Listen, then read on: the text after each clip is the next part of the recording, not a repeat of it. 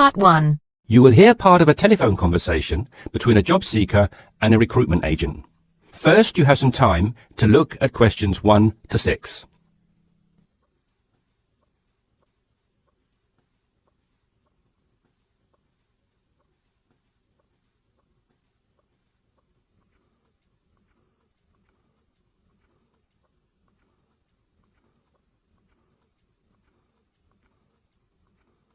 You should answer the questions as you listen because you will not hear the recording a second time.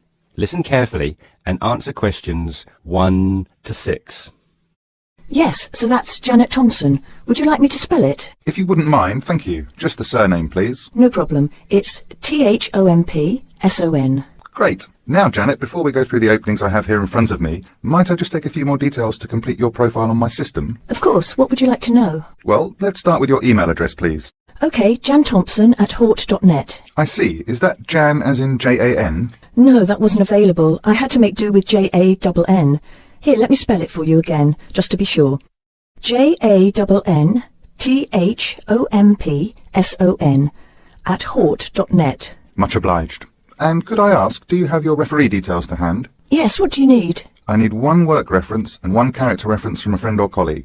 OK, for a work reference, there's Jane Foote. She's my former boss at Bermuda Girls' School, head of English. OK.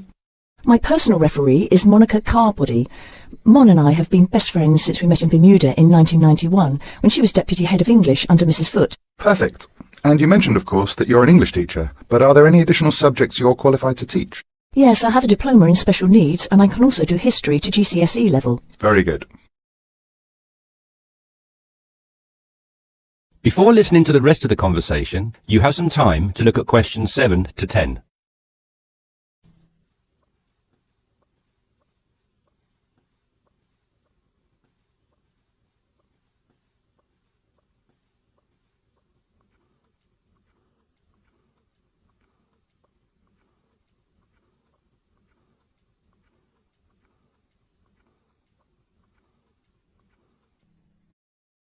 Now listen and answer questions 7 to 10. Do you think I stand a good chance of finding something? Oh, better than good. In fact, we have some positions we can offer you today. You see, it's not so difficult to find a temporary role. Tell you the truth, there are plenty of them around, but getting a permanent position will prove a little more trying, though. Would you be prepared to take up a position short-term? Of course, anything that pays. Excellent. Well, there are 3 positions that I can offer you right now. The first is a teacher of English in LaSalle School. I'm sure you know it, right in the city centre. Yes, near where I live, actually. Even better. Well, it's a 6-month contract, and the very attractive thing about this role is that the head of English at LaSalle will, if she's satisfied with your performance after 6 months, offer to make you a permanent member of staff. Wow, that's food for thought. It certainly is, bearing in mind what I said before about how hard it is to find a permanent role. The second position I have to offer you is in a school near Chelsea. It's called the Chelsea Free School. Are you familiar? I can't say that I've heard of it. Well, this contract is for 1 year, which is a lot better, looking at it from a short-term job security perspective, than the first role I mentioned. But you also have to realise that you are a temporary replacement for a female teacher who has taken maternity leave. There is no prospect of the position being made permanent. I see. I have one other vacancy at the minute, though I doubt you'll find it quite so appealing. It's situated in rural Cambridgeshire. I'll spell that just in case you want to take it down. CAMBRIDGESHIRE. And the school simply goes by the name Cambridge, though it's not in any way related to the other more well-known establishment of the same name. I was just going to ask that. What a lovely location, though, eh? Yes, but there's a catch. It's only a 6-week contract to cover for someone on extended sick leave. I see. Well, I guess that's ruled out then. What sort of salary can I... That is the end of part 1. You now have half a minute to check your answers.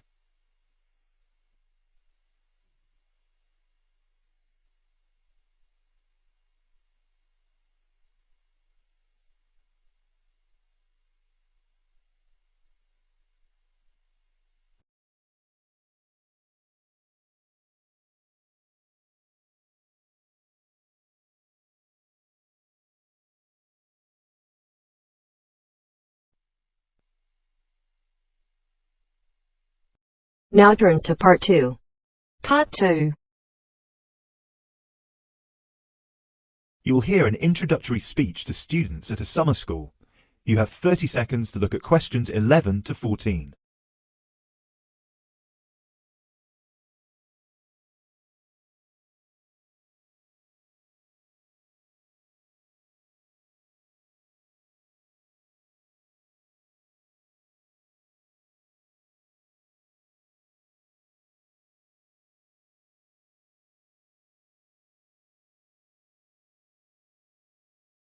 Good morning, everyone, and welcome to Climb Summer School.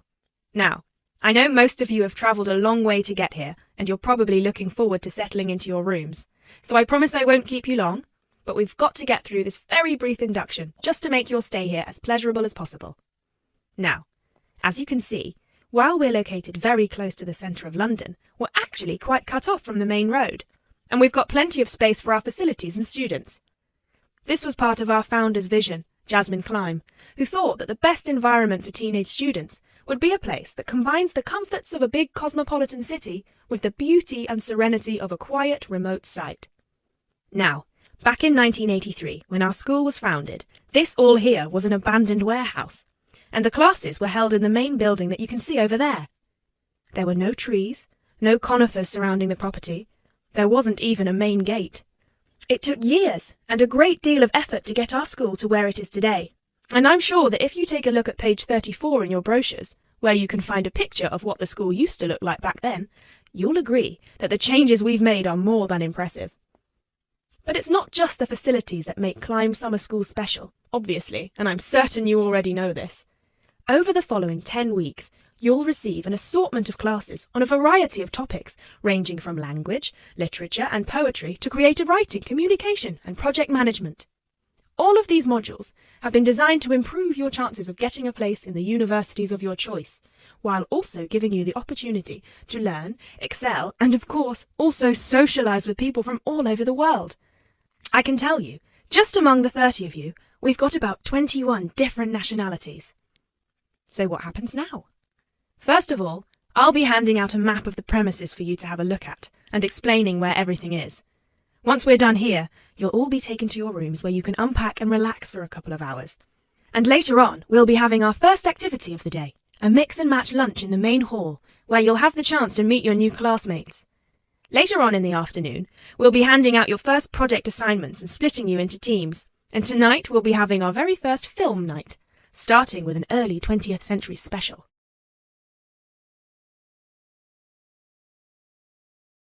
You now have 30 seconds to look at questions 15 to 20.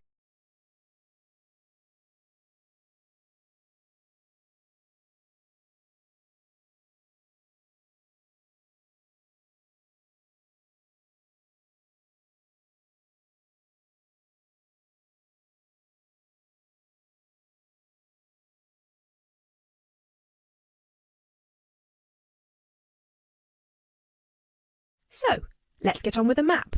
You've already got a version of it in your brochures, so if you can open them to the last page so we can have a look. Very well. As I showed you before, the actual school is right over there in the middle. That's where you'll be having most of your classes. Adjacent to it, you'll find the main hall, which is where we'll be hosting most events, such as today's lunch. On the left from the main building, you'll find a smaller building, which is where the accommodation and welfare offices are located. This is labelled as the garden office at the front, and it's easy to spot because it has a green door. Each of you is assigned to a different residence hall. We've got 3 residence halls in total, 1 on the left and 2 on the right. The one right next to the garden office is Ursula Hall, named after our founder's sister, while the other 2 are Peter Hall and William Hall. Now, as you can see, there are 3 more buildings to the left of the semicircle here, and 1 more building on the right-hand side, next to William Hall. So that one, which is shaped a bit like a dome, is the pavilion. This is where all your letters will be delivered, and in the basement floor you'll also find a laundrette. Please make sure you've got plenty of £1 coins, as you'll need one for the washing machine and another for the dryer.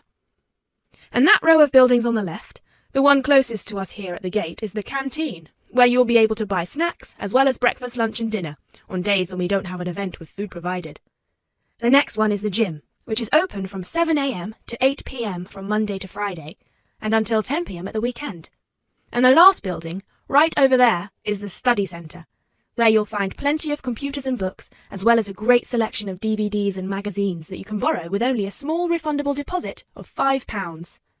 Now, please remember to keep your student card with you at all times, as you'll need it to access most of these facilities. That is the end of part 2. You now have half a minute to check your answers.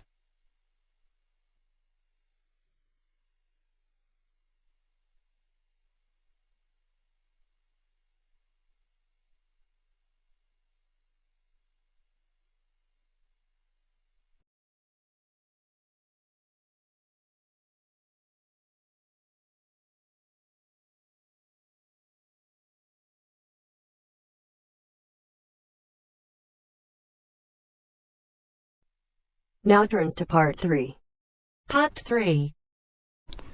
You will hear two business studies students, Evelyn and Mark, preparing for a seminar presentation. Before you hear the conversation, you have some time to look at questions 21 to 25.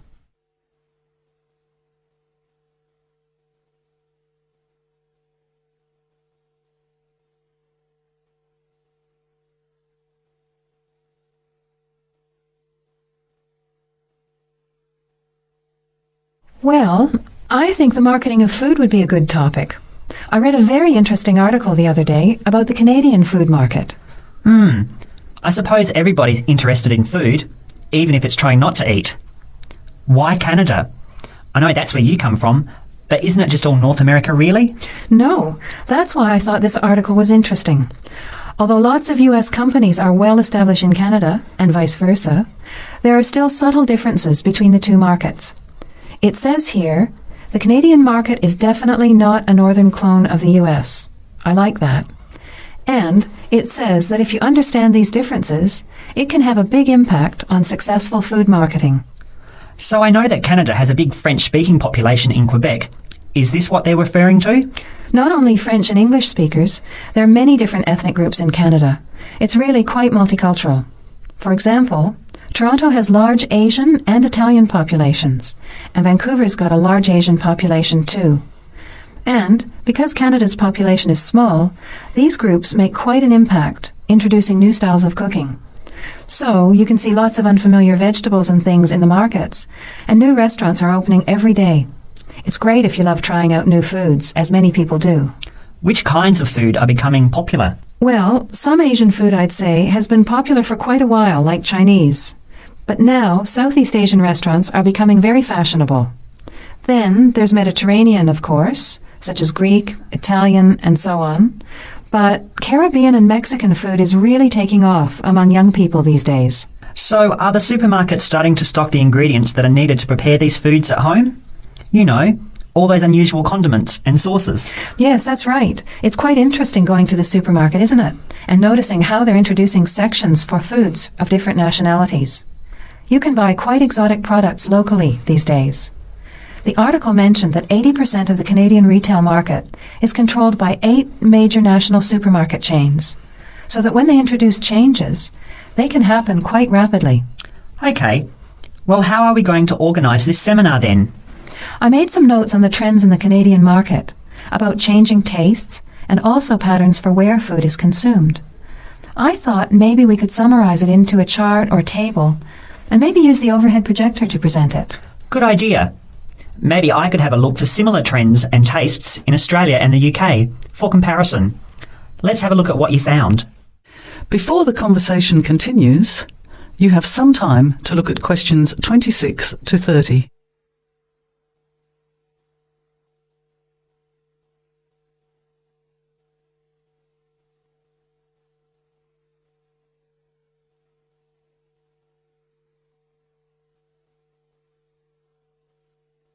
Now, as the conversation continues, answer questions 26 to 30. The most significant trend, it seemed to me, was that Canadians are definitely interested in healthy food. For example, did you know that salads are the 3rd most commonly eaten food in Canadian restaurants? Really? What about organic food then? Is that becoming more popular? Yes, it's definitely moving into the mainstream compared to a few years ago. And a recent survey showed that 4 out of 5 shoppers said that they check the fat and nutritional information on the packet when they're deciding what to buy. What other trends did you find out? There's one change I noticed straight away when I was home last year, in the meat department. You know, here the meat packaging says rump steak or 4-quarter chops and so on. Well, they discovered that most consumers these days didn't know what to do with these roasts and rounds and ribs.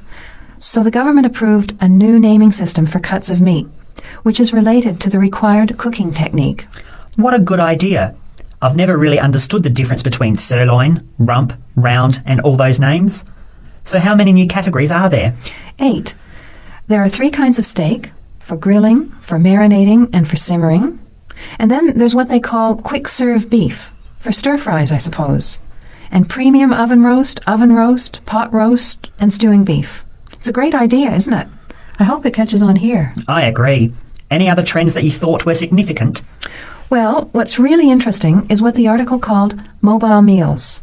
In other words, more and more Canadians are eating meals away from home, but not just eating more junk food. They're projecting a 40% increase in snack food sales over the next 3 years, and the growth is coming from healthy snacks. You know, the ones that have less cholesterol and fat, such as muesli bars, health food bars, and those types of products. Apparently, in the food marketing jargon, they're called nutritious portable foods, which means healthy snacks. The other major trend is that young people are doing more of the food shopping these days, so marketing has to be aimed more at them, as well as more conventionally at the mother. Thanks, Evelyn. I think we'll have an interesting discussion about these trends and the comparisons with other English-speaking countries. I'll see if I can get some information about them to compare with yours, and meet you on Friday to put it together. See you then. Bye. That is the end of part 3. You now have half a minute to check your answers.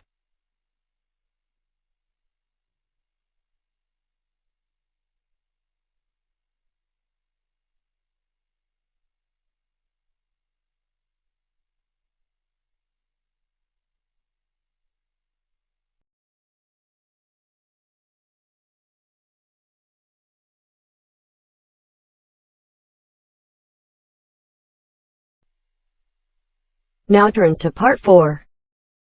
Part 4. You will hear a lecture about English language. You have 30 seconds to look at questions 31 to 37.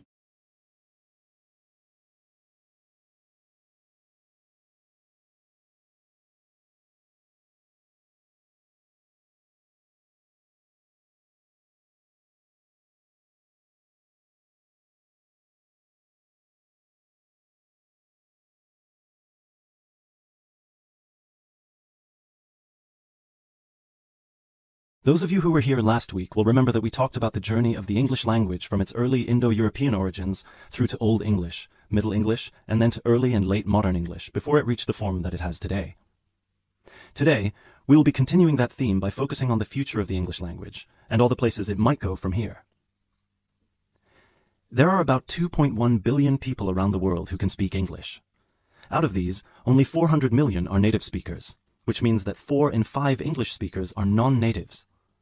This is obviously quite an impressive number, considering that just 2 centuries ago, in 1801, there were only about 20 million speakers of English around the world, and languages like French and German were ahead of English in terms of how many people were using them. But what does it mean? What it means is that the future of the English language doesn't really depend on its native speakers, but on that massive number of non-native speakers learning it around the world. Has anyone heard the term pidgin before, or Creole? A pidgin is a simplified version of a language which acts as a bridge between two people who don't have a common language, allowing them to communicate with each other. While a Creole is a language that evolves from a pidgin, with the difference that it is fully formed with clear grammatical rules and vocabulary. There are currently dozens of pidgin and Creole languages based on English around the world, for example, Nigerian pidgin or Jamaican patois. These languages are also known as Englishes. What's interesting about these Englishes is how different they sound to, for lack of a better term, proper English. Take the word trousers, for instance. In Sheng, which is a Kenyan Creole language, they're called longi because they're long. But even versions of English that are recognized as official variations or dialects still differ greatly from each other. Americans and Jamaicans would call the back of a car where you store your luggage the trunk. Britons, Australians, Canadians, and other Commonwealth countries would call it the boot. A subway in the UK is a tunnel under a road that allows pedestrians to cross safely. In the US, it's an underground train. You might think of these differences as minute, but when you take into account the dozens of different versions of English out there, a very intriguing parallel arises with another language from the past: Latin. Latin, too, used to be a lingua franca. Nowadays, it's all but dead, spoken only by a few clerics and scholars. At some point in history, it splintered into various different languages which became known as Romance languages. For example, Spanish, Italian, or French. There are some that theorize that the same thing might happen to English in the near or distant future. that all these Englishes we have today in different countries will continue to develop, so pidgins will turn into Creole languages, and Creole languages will turn into just languages, and English itself, as we know it today, will disappear, or become less and less important. It's an interesting theory, if nothing else. You now have 30 seconds to look at questions 38 to 40.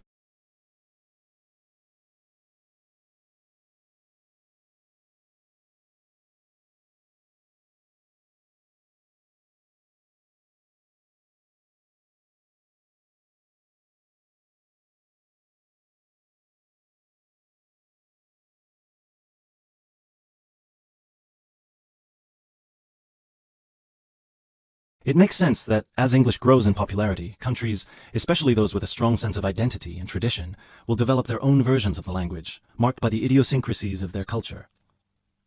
Just think of the contribution of dialects such as Jamaican or South African English. In the past 50 years alone, they've added about 25,000 words to the English language, most of these related to a local context that wouldn't have existed in English before the spread of colonialism. In terms of numbers, just those are enough for a brand new language. There are some flaws to this theory too, however. While it's true that Latin and English have a lot of similarities in terms of how they developed, or have developed throughout history, there is one big difference. We currently live in an era of globalization. Today, you can be in India and stream an American film or TV series in seconds. You can be in Nigeria and listen to British music. You can be in Brazil and read a novel from an Australian author. Just a few centuries ago, this was unthinkable. So what's the other way that English could go? According to some experts, there's the possibility that it could maintain its status as the world's global language, but with a few differences. Already today, most conversations in English occur between non-native speakers. While many of these might be fluent, the majority probably only have an intermediate understanding of the language, devoid of the nuances, colloquialisms, and complex collocations that native speakers employ in their interactions. This means that over time, English could turn into some sort of world speak, the official lingua franca for the entire world, but in a simplified form. Some scholars have even started trying to develop that version of English by selecting the most useful words in the English vocabulary for non-native speakers to learn. Robert McCrum has compiled a comprehensive list of 1,500 words, for example, a version of English that he calls Globish. And what about traditional native speaker English? It might continue to exist, but lose its popularity, as the previous theory suggests. There are many more theories about the future of the English language, of course. I've only focused on the two main ones because they clearly demonstrate our uncertainty when it comes to how this beautiful language will develop. English is in a unique, unprecedented position. No other language has achieved the same levels of popularity in human history, especially in terms of non-native speakers. So, as this is clearly uncharted territory, only time will be able to tell us what will happen.